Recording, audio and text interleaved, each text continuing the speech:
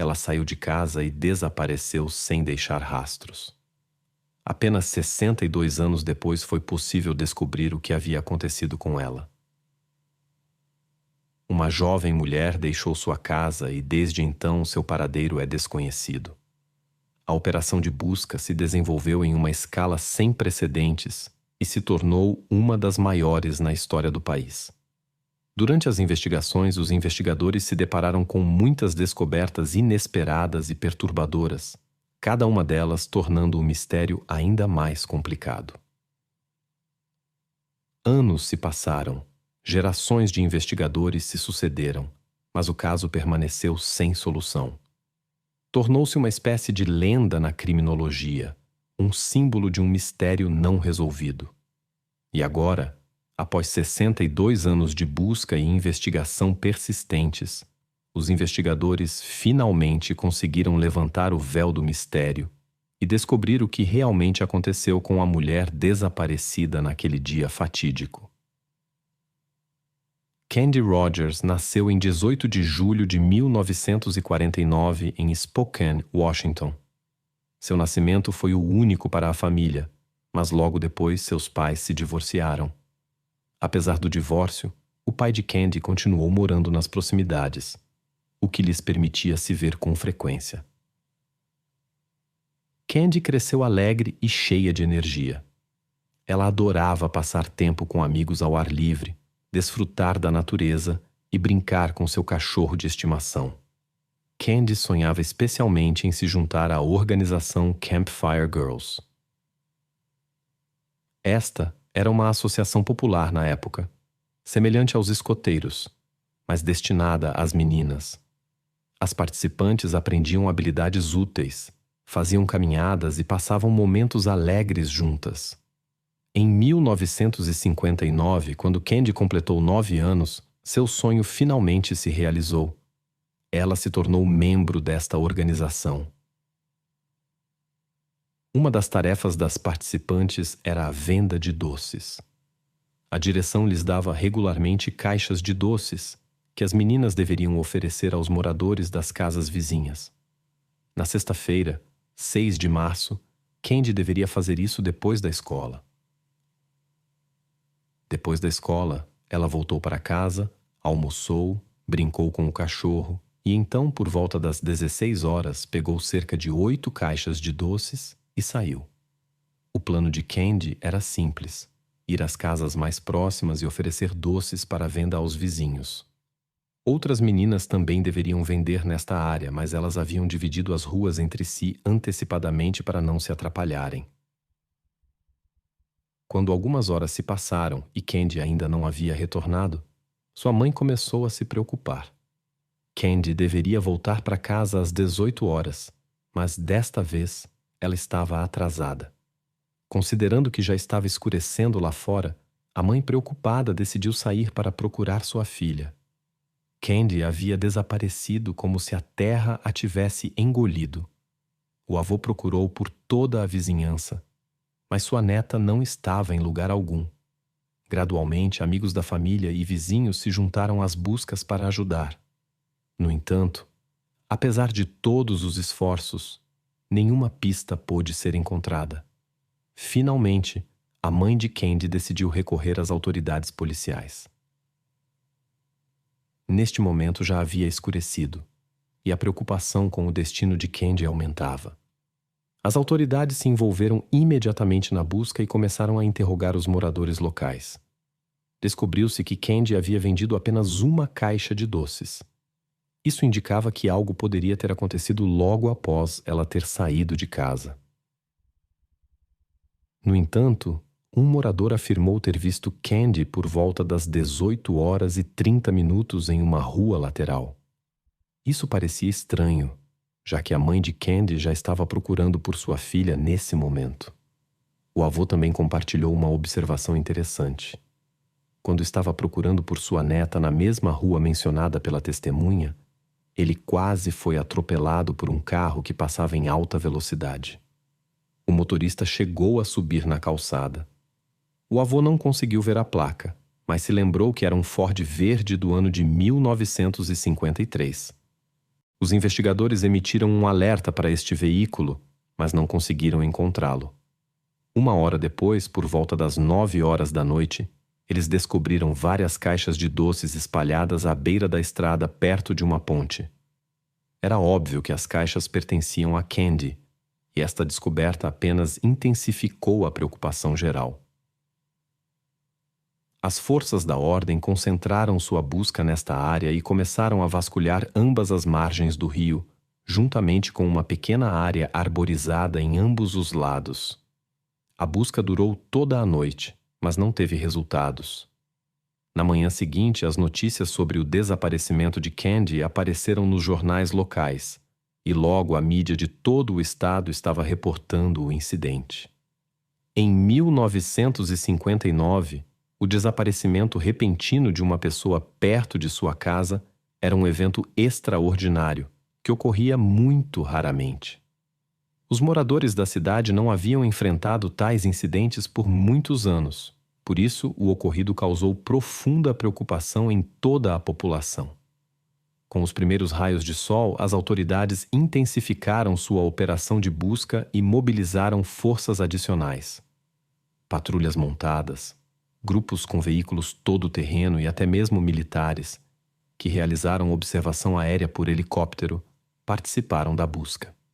Um grande número de voluntários de Spokane e arredores também se juntou à operação de busca. No total, mais de 1.000 pessoas participaram da busca, tornando esta operação uma das maiores na história do país. A área de busca abrangia um raio de 18 quilômetros ao redor da casa da menina, mas seus rastros não puderam ser encontrados. No mesmo dia, ocorreu outro incidente triste. Um helicóptero de busca atingiu linhas de energia e caiu. Este acidente teve consequências trágicas para 3 dos 5 membros da tripulação. Apesar da falta de resultados, a operação de busca continuou por muitos dias. Os agentes da lei trabalhavam 24 horas por dia, se revezando, na esperança de encontrar Candy. Nos primeiros dias da busca, os investigadores receberam cerca de 750 dicas sobre possíveis pistas. Cada uma delas foi cuidadosamente verificada, mas infelizmente nenhuma levou a um avanço nas investigações. Pouco mais de 2 semanas depois, 2 soldados de uma base local foram à floresta a oeste de Spokane. Durante sua caminhada, notaram um sapato infantil no chão, o que imediatamente os fez lembrar do desaparecimento de Candy. Muitos de seus colegas haviam participado da busca pela menina, então essa história estava na boca de todos. A descoberta foi imediatamente relatada aos investigadores, que mostraram o sapato ao avô de Candy. Ele confirmou que realmente pertencia às coisas de sua neta. Em seguida, iniciaram-se extensas buscas na floresta. Logo depois, um dos oficiais descobriu Candy nos arbustos, coberta com galhos de pinheiro. Os especialistas determinaram que a menina não estava respirando. Eles concluíram que a causa, em sua opinião, foi asfixia, causada por um pedaço de tecido de sua própria saia. Foram encontrados na menina sinais que indicavam que ela havia sido detida contra sua vontade. No entanto, nenhum dispositivo para detenção forçada foi encontrado nas proximidades. Além disso, havia indícios de que Candy havia sido tratada de forma inadequada. Nas proximidades, foi encontrada uma capa de assento de carro verde, mas sua conexão com o incidente não pôde ser estabelecida. Na roupa de Candy, foi notada uma pequena mancha roxa com cheiro de chiclete de uva, mas o significado desse detalhe também permaneceu incerto. Sem evidências substanciais, os investigadores estavam praticamente agindo às cegas. Eles verificavam as dicas recebidas e investigavam o possível envolvimento de centenas de pessoas, de vizinhos a suspeitos e criminosos condenados. Logo, sua atenção se voltou para Alfred Graves, de 50 anos. O motivo da suspeita era incomum. O homem morreu no mesmo dia em que Candy foi encontrada. Isso aconteceu em seu carro, não muito longe de onde as caixas de doces foram encontradas. Além disso, ele morava a apenas algumas centenas de metros da casa da menina. No carro de Alfred, eles encontraram uma corda e grampos de cabelo femininos. Ao revistar seu apartamento, foram encontrados numerosos recortes de jornal sobre crimes contra mulheres e meninas. Descobriu-se que muitas mulheres o acusavam de comportamento inadequado, e sua esposa até o suspeitava de estar envolvido no desaparecimento de Candy. Apesar desta inquietante cadeia de fatos, os investigadores não conseguiram encontrar evidências convincentes da ligação de Alfred com o incidente. Eles hesitavam em inocentá-lo, mas também não era possível confirmar sua culpa. Os investigadores continuaram suas investigações, verificando novos suspeitos. Alguns meses após o incidente, eles tinham uma impressionante lista de nomes que se estendia por várias páginas. As autoridades verificavam cada um minuciosamente, mas todas as vezes não encontravam evidências convincentes de envolvimento. Mais tarde, outra pessoa chamou a atenção dos investigadores, Hugh Morse, que foi preso em 1961 por uma série de delitos. Havia um detalhe interessante relacionado a Hugh. Ele era conhecido por mascar constantemente chiclete de uva. Lembrando, algo que parecia chiclete exatamente desse sabor foi encontrado nas roupas de Candy. Outro motivo para a suspeita foi que alguns meses após o incidente com Candy, 2 casos semelhantes ocorreram em Spokane. Hugh começou a violar a lei desde jovem. Ele foi preso pela primeira vez por comportamento inadequado com uma mulher, mas não recebeu uma punição severa. Foi apenas expulso do exército, onde servia na época. Depois disso, ele cometeu uma série de crimes em Los Angeles, pelos quais ficou apenas 6 meses na prisão. Após sua libertação, ele atraiu 2 meninas para um lugar isolado sob o pretexto de lhes oferecer sorvete. Lá, ele cometeu atos ilícitos, pelo que foi novamente preso. Surpreendentemente, ele conseguiu evitar uma sentença de prisão. Uma comissão médica diagnosticou-o com um transtorno de personalidade, após o que o homem foi internado em uma instituição mental fechada. Após 2 anos, os médicos decidiram que ele estava curado e o liberaram. Hugh mudou-se para Spokane, onde continuou seu comportamento inadequado. Em novembro de 1959, ele invadiu a casa de uma mulher de 28 anos e cometeu atos ilegais. 10 meses depois, um incidente semelhante ocorreu com uma mulher de 69 anos. Depois disso, ele deixou a cidade e continuou seus atos inadequados contra mulheres e meninas nos meses seguintes. Hugh viajou pelo país até que o FBI se envolveu com ele. Ele foi colocado na lista dos 10 mais procurados e logo depois foi preso. O tribunal o condenou a várias penas de prisão perpétua, e Hugh fez uma tentativa desesperada de acabar com seu tormento na prisão, mas os médicos conseguiram salvá-lo. Os investigadores do caso Candy o visitaram várias vezes, mas Hugh negou qualquer envolvimento. Ele até se submeteu a um teste de detector de mentiras que mostrou sua sinceridade.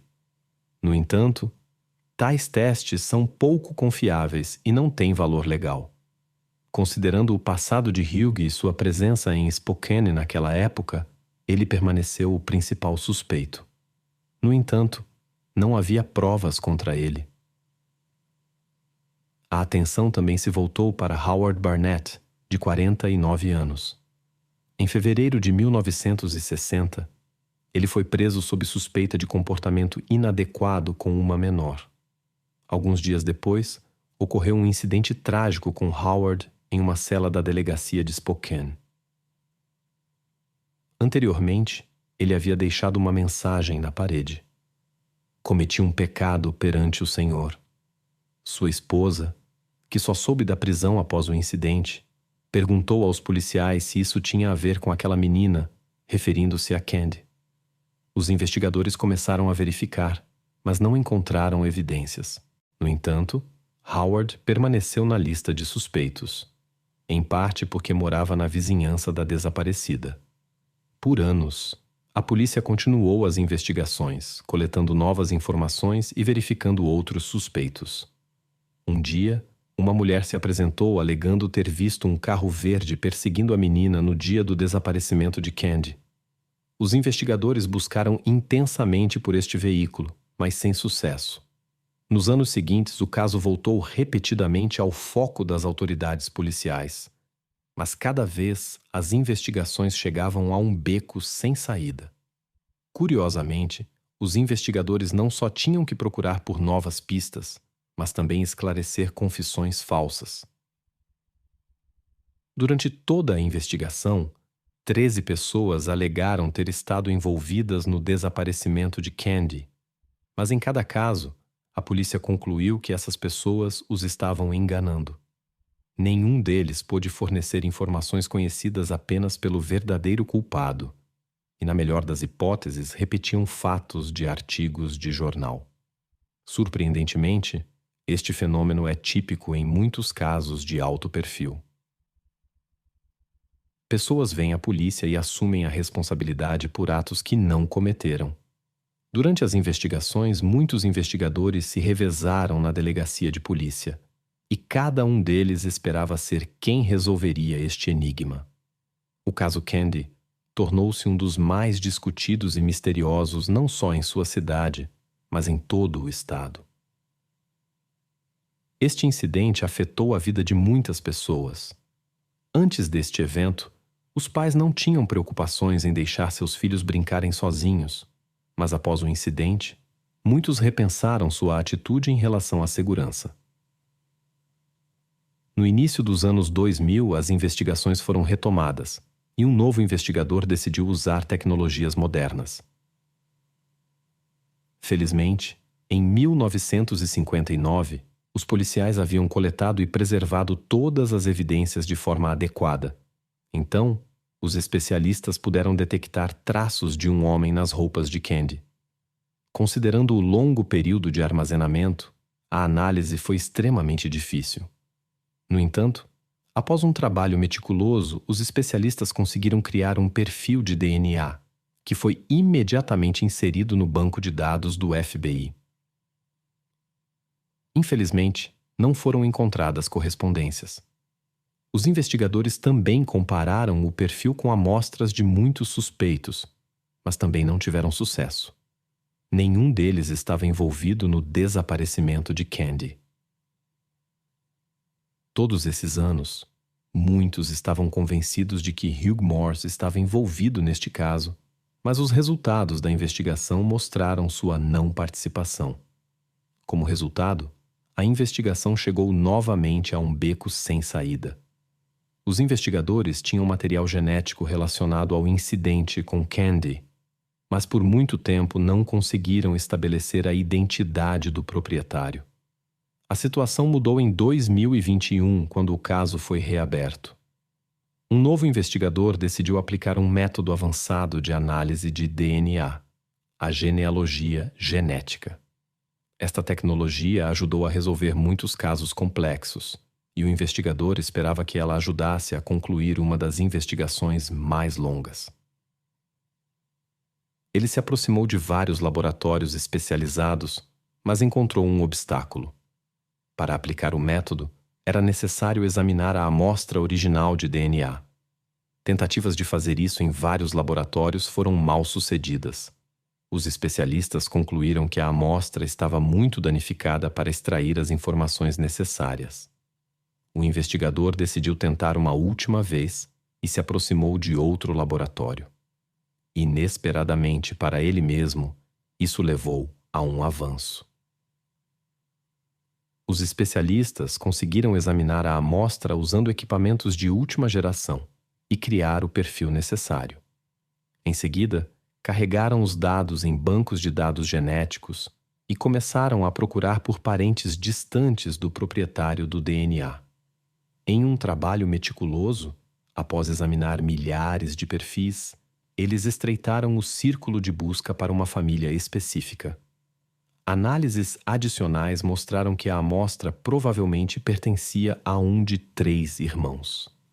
No entanto, surgiu uma dificuldade. Neste momento, todos eles infelizmente já haviam falecido.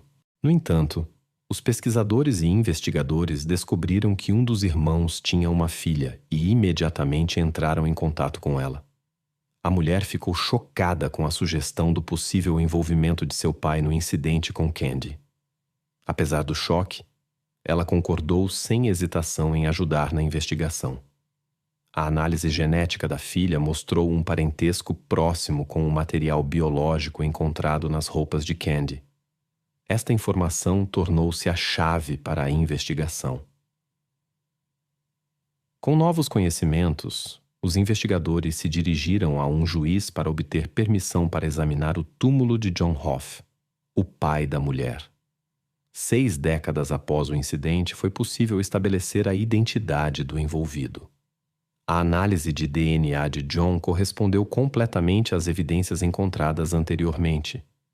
Curiosamente, as autoridades policiais tinham muitas teorias todos esses anos, mas John Hoff nunca esteve entre os suspeitos. A investigação de seu passado revelou seu envolvimento em outros atos ilegais. Na época do desaparecimento de Candy, ele tinha 20 anos e morava perto da casa dela. John estava prestando serviço militar em uma base localizada perto de onde Candy desaparecida foi encontrada. 2 anos depois, ele cometeu atos ilegais contra uma mulher, usando violência física e restringindo sua liberdade. Felizmente, a vítima conseguiu escapar. Por este crime, o homem foi condenado a uma curta pena de prisão. Este incidente levou à sua expulsão do exército. Após sua libertação, John formou uma família e se tornou pai de 4 filhos, 2 meninos e 2 meninas. A partir deste momento, ele não chamou mais a atenção das autoridades policiais e levou uma vida normal. Mas agora ficou claro que por trás desta fachada se escondia um passado sombrio que ninguém suspeitava por anos. Ao longo de sua carreira, John mudou de emprego várias vezes. Uma vez, enquanto trabalhava em uma empresa de embalagem de alimentos, ele sofreu uma grave lesão facial devido ao contato com produtos químicos. Esta cicatriz permaneceu com ele para sempre. A jornada de vida de John terminou em junho de 1970, 11 anos após o trágico incidente com Candy. John deixou o mundo por vontade própria, sem deixar uma explicação para sua ação. Os investigadores também descobriram que Candy possivelmente o conhecia. Revelou-se que Candy era amiga de sua irmã mais nova, que na época tinha 10 anos. Anos depois, a irmã de John compartilhou com os investigadores suas memórias de como encontrou conforto nos braços de seu irmão após o desaparecimento de sua amiga, sem saber que ele estava envolvido no incidente. Infelizmente, os pais de Candy não viveram para ver o momento em que a identidade do agressor foi estabelecida. A mãe de Candy faleceu em 2006 e seu pai não conseguiu lidar com o pesar e deixou este mundo em 1963, 4 anos após a tragédia. No entanto, este caso foi finalmente encerrado e se tornou uma das investigações mais longas da história. Por 62 anos, não apenas diferentes investigadores trabalharam nele, mas gerações inteiras de agentes da lei. Na coletiva de imprensa onde a resolução do caso foi anunciada, apenas um oficial estava presente que ainda estava envolvido nas investigações em 1959. Ele expressou sua profunda gratidão por o destino ter lhe permitido viver este momento e conhecer a verdade. Quanto à filha de John, inicialmente ela se recusou a acreditar que seu pai estava envolvido neste terrível evento. Mais tarde, ao reconhecer a verdade, a mulher chamou seu pai de monstro que causou danos irreparáveis. Ela também expressou seu pesar pelo fato de ele não ter sido responsabilizado durante sua vida.